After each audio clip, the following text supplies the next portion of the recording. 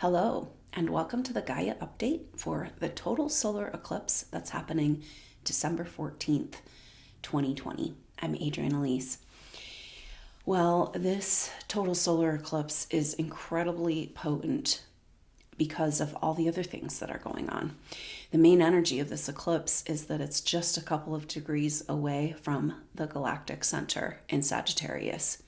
The Galactic Center has an energy of a pull, a destiny pull.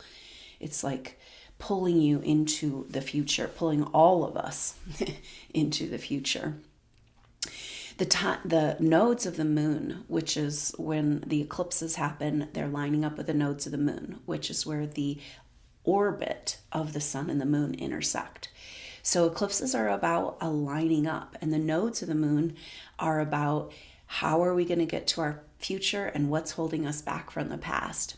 So eclipses are timeline alignments. So here we have this huge timeline alignment. And right by the Galactic Center, speaking to a galactic alignment. The astrology of this time is beyond words, but we'll try to talk about it here. Of course, the main energy that's also going on with this total solar eclipse is that Saturn and Jupiter are in conjunction, which is called the Greater Conjunction. It's a great conjunction when Saturn and Jupiter come together, which happens about every 20 years, 19-20 years. But this one is incredibly close, and the closest it's been visible in the sky since 1226. So we're looking at huge swaths of time here. This astrology is speaking of big cycles. Now, Saturn and Jupiter coming together, they are the biggest planets visible to us. They're the last visible planets. And so throughout time, they've been seen as kind of reality keepers. You know, the 19-year, 20 years, it's generational shift. It's the energy of the culture of the age. And so a greater conjunction is when these conjunctions come together and move from the triad of a certain element. So every time these conjunctions happen, it happens in a triangle. So in the same element, meaning air signs, water signs, fire signs, earth signs. So they've been happening in earth signs, and now we're having a conjunction in Capricorn, and then also in Aquarius. Exact 1 degree Aquarius on the solstice. So this is a huge energy, and more information about this to come.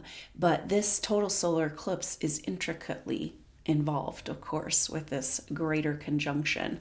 And so the energy of this massive shift of ages, because Saturn and Jupiter, holders of the cultural, Saturn kind of has the original plan. And so we're speaking to the beginning. What are we doing here? It's almost like these greater conjunctions are also fit the energy of the eclipses of a timeline alignment. Like, okay, well, get back on the plan. Let's get reoriented. What are we doing here? You know, and definitely I think Earth is ripe for that. You know, are you feeling it?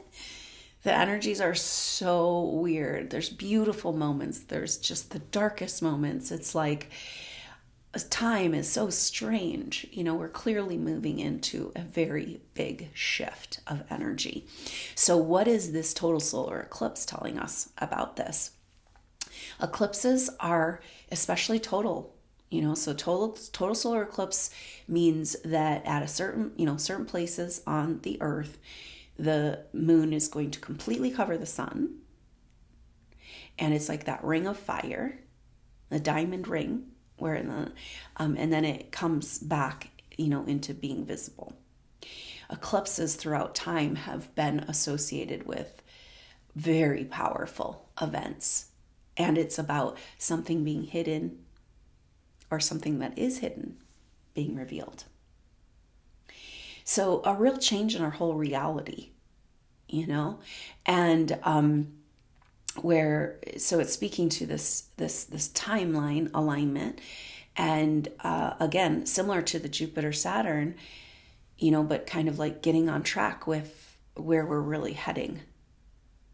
And the Galactic Center energy is saying, hey, there's only one place to go. We're all going together, right? We have our own, path. We have different timelines splitting off and different realities, but we're ultimately all going to the same place. And supernova souls, you are being called to this place. You are being called home to this place. You have never probably, very rarely, if you have, felt really at home on Earth. And it hasn't been able to fully support your light and your evolutionary place energetically. Maybe this is what's changing. Is it time to come home? So it's like this coming home to our destiny, to, the Sagittarius energy with the South Node on Sagittarius. In Sagittarius, it's about, we've been talking about these concepts of feeling like you failed in your spiritual purpose, your mission, and do you deserve it? And can you get back on that horse? And the energy is saying, hey, it's a different purpose and mission now. You got to get an upgrade, download to the plan, That's what this whole astrology is saying. And then the fact that supernova souls this whole year, such a loss of direction, such an inability to plan or see the future. And the message around that is like, that's because we can't see the future, because it's beyond our conception. Our brain can't handle it. So is this what's happening in this season, this sacred season of 2020? Just this great revealing, this great enlightenment. Our minds blown, because a lot of us pride ourselves on knowing a lot of stuff, right? This is Sagittarius. It's like, oh no, I've studied that. I know that. Like, supernova souls searching and seeking and learning and healing and blah, so much over so many years, so many lifetimes, so many paths, so many steps on that path. And I guess that's kind of the energy, like, well, okay, where are we going? Where are we trying to get to? What are we doing here? So we'll see what's revealed, but it is definitely kind of a humbling energy. It feels like, oh, you think you know what's going on here. Throw away all of the concepts of everything you thought of what this is here and what we're doing. So it's radical. And of course, the whole energy has, because this ego death energy to it of dropping the old stories. We've been clinging, even the most advanced of us, that's like clinging. This is just the astrology. This is the story right now, clinging to who we thought we were, because who are we without it? And just a very intense and powerful, potent and beautiful time. So a lot of this has to do with Pluto in Capricorn. And it's really interesting because just after this total solar eclipse on the 14th, on the 17th, Saturn moves into Aquarius. On the 19th, Jupiter moves into Aquarius. And they're like right together as they do this, less than a degree apart for this journey. And Pluto remains, which is really interesting because the energy of this time of what we're doing, they say eclipses, the effect of the eclipses is like a 6-month thing till the next eclipses, right? Greater conjunctions, they can last for like 10 years, even 20 up to the next greater conjunction. So it's like this is an unfolding thing. But there's definitely a marker 3 years or so when Pluto moves over into Aquarius. So the next 3 years seem to be a transitionary time where there's a bridge between these different timelines and realities, and people can jump over if they want to. You, supernova souls, us, it's time for us to go ahead and establish that new energy and be there, start building there, start working there. Very different very different energy.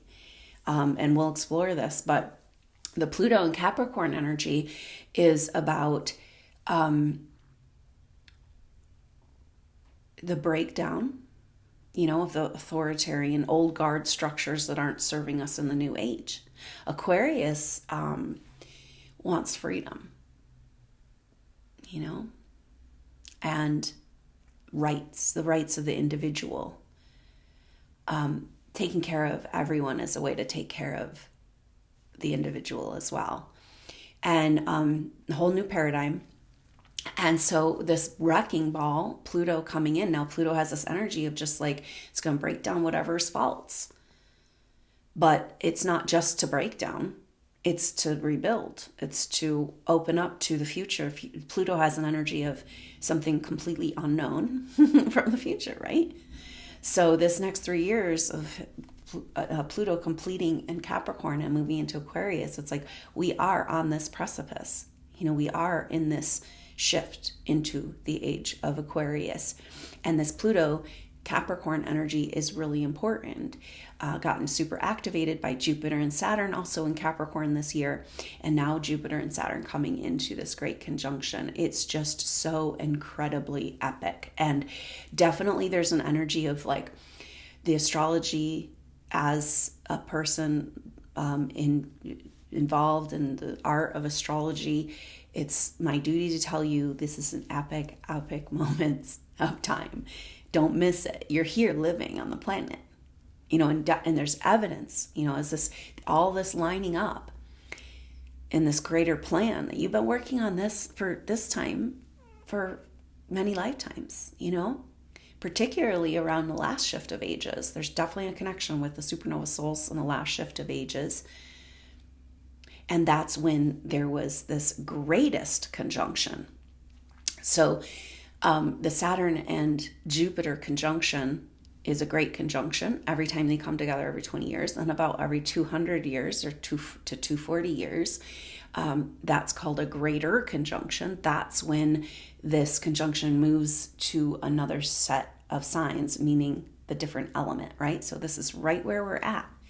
Because they come together in Capricorn and move together into Aquarius, then they're exact, very, very closely exact, like an eclipse, right? So it will cover. Jupiter will cover Saturn. And yet really bright, but then it's so intense, so beautiful, and so mysterious. But it's the greatest, so a greater conjunction is when it switches elements. The greatest conjunction, which happened, the Christmas star, the Star of Bethlehem, that's when it goes from water to air, which is Pisces to Aries, which is the end of the zodiac and the beginning of the zodiac, So we're at a greater conjunction, but it's speaking to this Christmas star. It's, and this whole energy of mystical spiritual revelation. Because, so for this total solar eclipse, one of the mysteries of this time is that almost every planet is in a relationship to the nodes of the moon. Because we've got the sun and the moon in Sagittarius close to the south node. Right on the south node, close to the galactic, or, close to the south node. It's like they're like right in between the South Node and Galactic Center for this total solar eclipse. Mercury is there with them, And so now those planets are all in an exact square to Neptune, an exact square to the nodes. Neptune in Pisces. So there's a lot, squares are an adjustment that needs to be made. Just you can't keep going this way, right? So we have got to get out of the delusions of the Piscean Age. And apparently getting out of the delusions of the Piscean Age involve claiming back the gift of the Piscean Age as well, which was mystical spiritual revelation, which is like direct communication with the higher forces of light, God, creator, source, your higher self. And so this is what's available to us in this time, is this great revealing, which totally fits the energy of an eclipse. And So this eclipse is visible only in, I think, the very tip of India and South America, Chile, Argentina, just one little swath of 100 miles or so where it's exact. It's interesting because that area of South America is associated, what came through the Edgar Cayce readings, with the ancient Lemurian cultures. So those lineages of the South American, Native American lineages are connected to ancient Lemuria. They're the bloodlines that have survived, and these up into the Native Americans in the southwest of the United States as well. So it's interesting because we are having a rebirth. And Lemurian time, there was an energy of like the garden of when we were more connected. You know, there was technology and advanced culture, but the technology was used for the good of humanity, you know, and there was more of a wholeness and an interconnectedness, right? So it's almost a rebirth of that garden energy of going back to the purity, the original plan. So that's really interesting. And this eclipse, as it is exact, and then, you know, that energy of something covering up and something be revealed, and then the eclipses happen when the nodes are activated, and then the nodes are in that exact square to Neptune and Pisces, and then, like I said, all the other planets. So Mercury is there with the sun and the moon in square to Neptune. Neptune's in square to the nodes. Venus is in a she's in a sextile to Pluto at the end degrees of Scorpio there, 23. Exactly one. So Pluto is exactly one sign over in Capricorn from that galactic center and where this eclipse happens, and Venus is 2 signs over. So they're like in a line. Now when they line up like this, and that also lines up, you know, on the degrees of the nodes and Neptune. And when things line up with this in the sky, there's a star pattern created, which is interesting because that's like the flower of life pattern. It's like creation, which also fits the energy of the triangles that are created in the greater conjunction or the great conjunction. So there's an energy of activation. When I see this in the birth chart, when people have like planets lined up exactly in semi-sextiles and sextiles in each sign, it creates that flower of life star pattern. And the energy, the message of that is that this incarnation, they want to come into their full flowering, into their light body, into their star activation, their star power, you know? And so, so we've got the Star of Bethlehem appearing, the Christmas star, and we've got a star, the planets are creating a star pattern. Is it time to be the star you are? Is this your present that you're opening for this Christmas? Very incredibly powerful time. So Venus and in a sextile to Jupiter and Saturn, and Jupiter and Saturn, so Venus is in a sextile to Pluto and then in a sextile to Jupiter and Saturn too. So Venus for this time of this eclipse is affecting all 3 of the Capricorn planets, and then comes to that 29 degree marker in exact sextile to Jupiter and Saturn just the day after this eclipse. So that is putting so anyway, all of the planets are communicating with the nodes of the moon, as Venus is at that place very close to the same degrees for this new moon. And then we've got Mars. Mars has been in a sextile with the north node, which is a trine with the south node. And so that is an energy of very harmonious. So it's really cool, like Venus in sextile to the great conjunction and Pluto, and Mars in sextile to the North Node and trine the South Node. And these are creative solutions. And I think it's really cool that our feminine and masculine daily planets, right, are so involved, right? So this is about our archetypes of the masculine and the feminine, and healing our feminine and masculine and coming back into the sacred marriage within.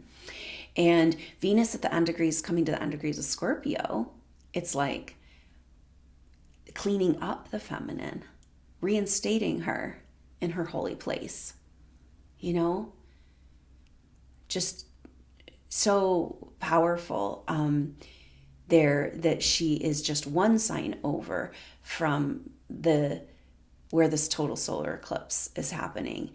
And everybody is informed. Everybody is speaking to this, you know, all hands on deck. So that's when we go, okay, wow, shit's so weird right now. And how am I going to make it through this day? And what am I doing? And I'm so lost and I'm so alone. And yet there's this, I can feel this huge shift happening. And what's happening? What am I doing? You know, but it's like, we got to stop and be like, wait a minute. There's a part of it, like our bigger self that's trying to planned for this astrology. We got to be present for it. We got to come together in our energetic field. Know we're together. We've been working on this project for a very long time. And we're coming to a huge, huge chapter. And for the supernova soul, it seems to be about letting go of so the Pluto and Capricorn energy is like that old guard, letting go of false authority constructs, letting go of the big energy in the collective is like, are we done with the punishing God? Because even though that's not in our story anymore, it's in our DNA, you know, like our consciousness bought into this punishing God. And a lot of us live from this tenet, even though we don't really believe it to be true. Subconsciously, it's affecting us. That we live in a world of rewards and punishments.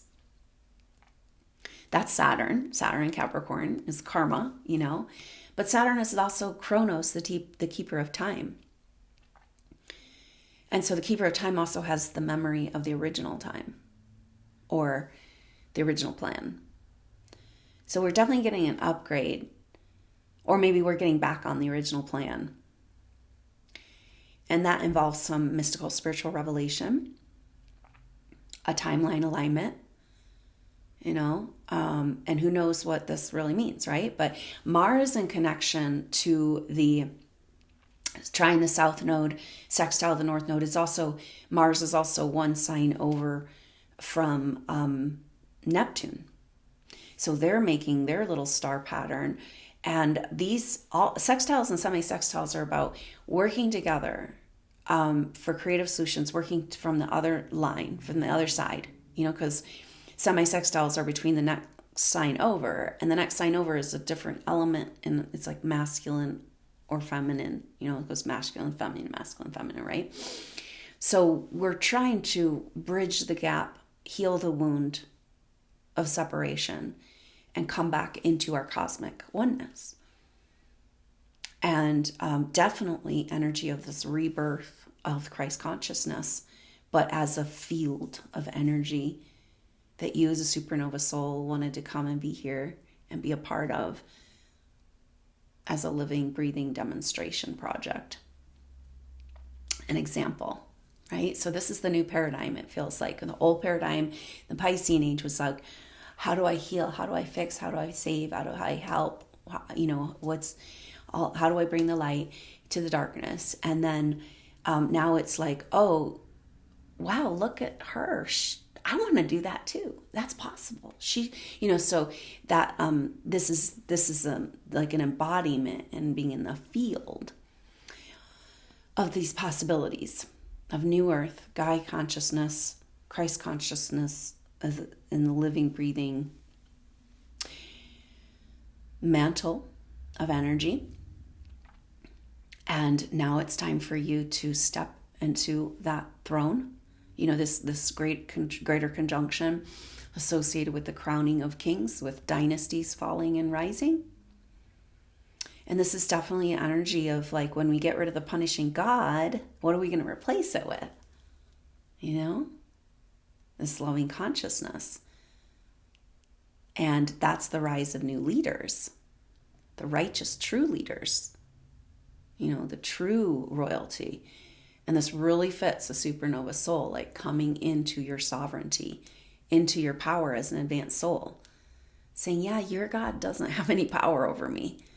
It's a concept that's toxic and wrong and bad and hurtful and has done horrible things to light workers this last Piscean age. And it's like, game over. No more. We're not playing by those rules anymore. Those rules do not apply to you anymore. And so maybe this is this great dissolving that's happening with this square Neptune, like a dissolving of the ego. We got Pluto bringing pressure to that ego, breaking down those constructs. And then Neptune dissolving back into this God consciousness. And the, you know, coming into the greater ego, you know, this oneness consciousness, the higher ego, and that higher loyalty to that light and love, and not to the punishing God or the constructs or the rules. You know, it's like those don't apply to you anymore. So who are you, right? So this is this place we're at, and so this eclipse is an incredibly powerful moment in time. It's connected to this greater conjunction and the solstice energies. And we're going to feel that through Christmas, of course, and through the end of the year. And like I said, the eclipses and the greater conjunction have an energy of continuing to affect us.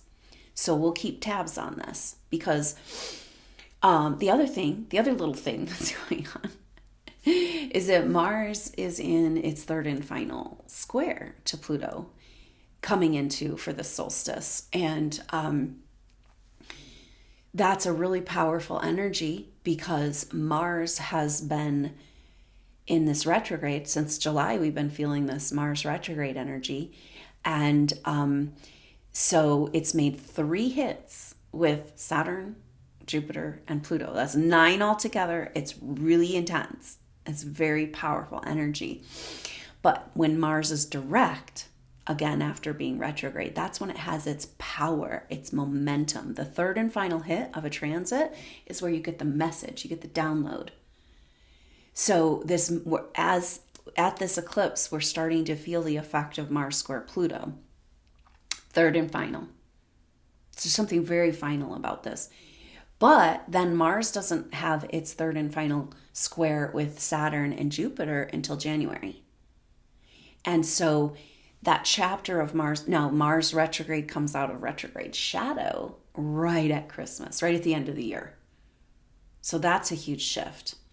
But then it'll go into Taurus in January, and that means that then it will come, it won't, so it won't come into square with Jupiter and Saturn until they're in Aquarius and Mars is in Taurus. So it's a very powerful energy. And that's a big energy of this greater conjunction too. They come into a square with Uranus. Jupiter in January, Saturn in February, and that has a huge energy for us. So the story continues to unfold, but this magic moment in time, we don't want to miss this. And I don't think we can. It's not really possible. It's so big. And just sit tight, enjoy the ride. There's definitely an energy of this clearing of this South Node Sagittarius stuff of where you feel like you failed in your mission. There's something you need to do. And we've been feeling this all 2020, right? It's a big part of the battle for the supernova soul. Like, oh my God, the world's going to hell. And what do I do? I need to do something about it. I have school. I know there's something inside me that's bigger. I can something do. What do I do? How do I help? And now it's like, step back, take another step back, and extract yourself from the trains and the station and the play. And you've done what you can do, and you've kicked ass. You kicked major ass, and you're here right now, and you're breathing and living through this epic moment, conscious and aware and ready. So let the chips fall where they may, right? You're fully prepared for this. So it's weird because we've been battling with this feeling of like you failed in your mission, and the earth is this past lives of being thwarted on your quest, and I guess this whole energy is like, yeah, but the quest is different now. So how could you have failed on it, because you haven't really even started? It's a new quest. It's an Aquarian Age quest. It's completely different. It relates, but it's like you got to get out of those old stories. And this is the surrender, the saying yes to your bigger, true spiritual self, these beautiful gifts and this everything that you've worked for so long, through whole evolutions to be here right now. But like, that's success. And the fact that you're here paying attention right now is success. And you're here and you're living and breathing, and that's success. And it's like, okay, you did it. We made it. And we're here together. And it's all going to be just fine. And we know that this light is the light coming. This is a great revealing. This is the true king's crowning of kings. This is the second coming. This is a new chapter ahead for the supernova soul. And what we're being asked to do is just take that step back, get out of the play, and be in the peace of these times, of this mystical revelation. Of like God coming, descending, the power of the one coming into your life and descending and like talking to you directly. Maybe some marching orders, huh? Like connecting into our higher, bigger self that has the plan. Be like, hey, can you divulge a little bit of that to me? Like, are we what? Maybe that's what's happening. There's definitely an energy of, as we have these eclipse energies are connected with dramatic events throughout time. And in fact, there was an eclipse at the time of the crucifixion, And so these events, the Christmas star and an eclipse together, is like, whoa, all we need is a comet.